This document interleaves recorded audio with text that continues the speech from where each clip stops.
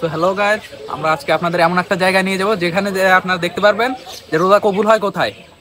আপনারা সেখানে না গেলে বুঝবেন না, আপনাদের আজকে দেখাবো।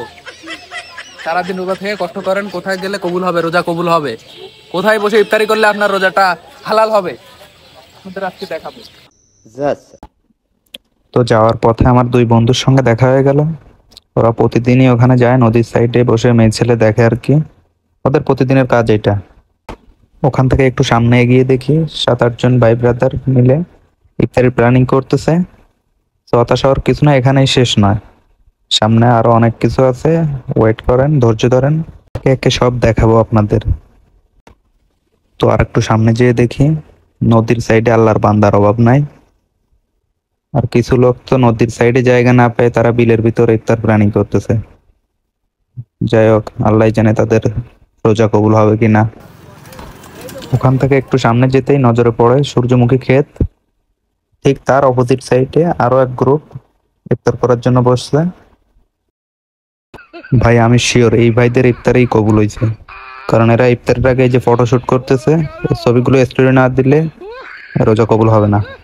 এত সময় যা দেখলাম এটা তো পাও, এখন আমরা অরিজিনাল জায়গায় চলে আসছি। এখন আপনাদের দেখাচ্ছি এখন কোন জায়গায় ইফতারি করলে আপনার রোজাটা কবুল হবে।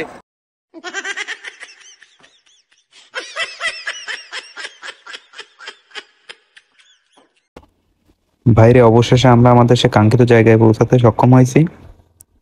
আপনারা আশেপাশের বাইক আর এই জি বাইক গুলো দেখলে আন্দাজ করতে পারতেছেন যে এখানে কি পরিমাণ মানুষের রোজা কবুল হয়, এখানে ইফতারি করলে কি পরিমাণ সওয়াব পাওয়া যায়।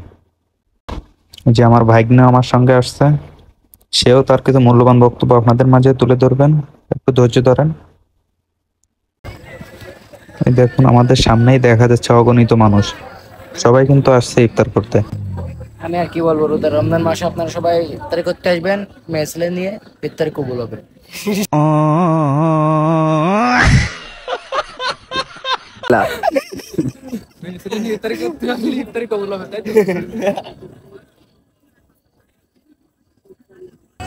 ভাই এখানে না আসলে আপনার রোজা রাখা বৃথা, আপনার রোজা কবুল হবে না। যদি এখানে বসে ইফতারি না করেন কবুল হবে না।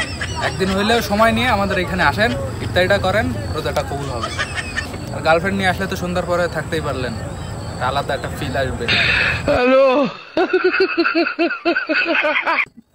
আপনারা চাইলে সন্ধ্যার পরে এরকম জব যারা আছে অনেক মেয়ে ছেলে নিয়ে থাকতে পারবেন, মেয়ে নিয়ে আসতে পারেন। এই যে জব রয়েছে, ভাড়া দেওয়া লাগে না সব।